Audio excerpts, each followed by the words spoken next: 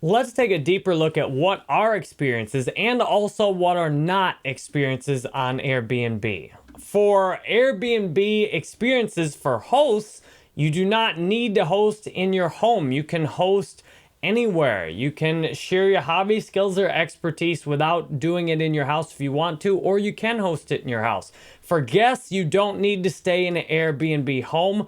On average, they last for a few hours. Experiences can range from workshops to long treks and are available for various skills and interests. All experiences are reviewed by Airbnb. I'll give you an idea of some of what it takes to get approved. What you need to do now, if you want to host an experience, you can just click on host an experience, and what it'll do is take you to the dashboard. The dashboard looks like this, and I'm in the process of doing and creating my own, and as a part of doing this course, I will submit my own experience and put it up as a class project once I've got it done also. To learn more about creating an experience, we just go over to the resources tab here. Then we've got all of these articles that are here to help us do a good job. You can see the getting started and look into these. And I've read a bunch of these articles in order to get started. Now, some of these will just lead you. There's a lot of different articles to read.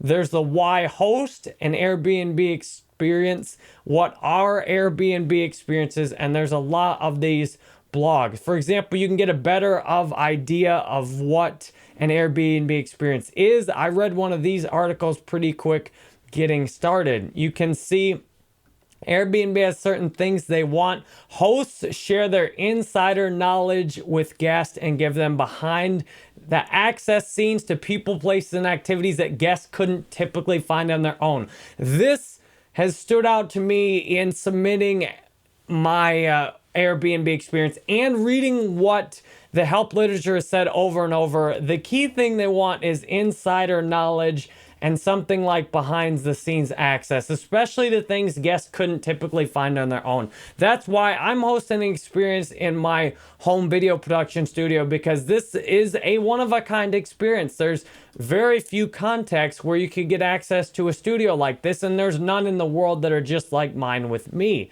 The idea is not to just have some generic tour, but to have something that really stands out. As you can see, searching through the experiences, you can get an idea of what a lot of other people are hosting. We'll look at some other experiences in a minute. Another key thing they want is perspective. This means a unique point of view. Experiences tell the host story and immerse the guests in their world. In other words, it should be something very personal. Like when I'm having you over to be inside my studio, this is very personal in the middle of my story and in my world. It shouldn't be something generic where you're just kind of giving people a tour or some service offering.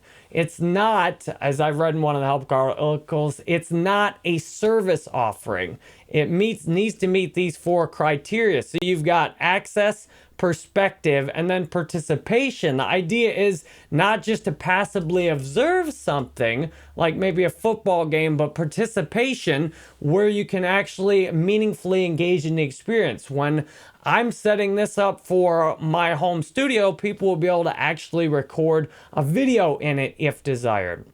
Then passion. The hosts are passionate about the theme of the experience and can demonstrate a deep knowledge or skilled mastery of the activity.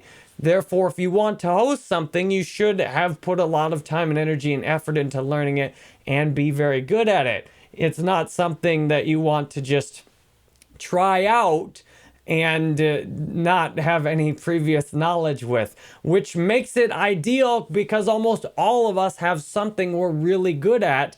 And through Airbnb experiences, we have the chance to create a way to essentially share that and monetize it together, which is exciting.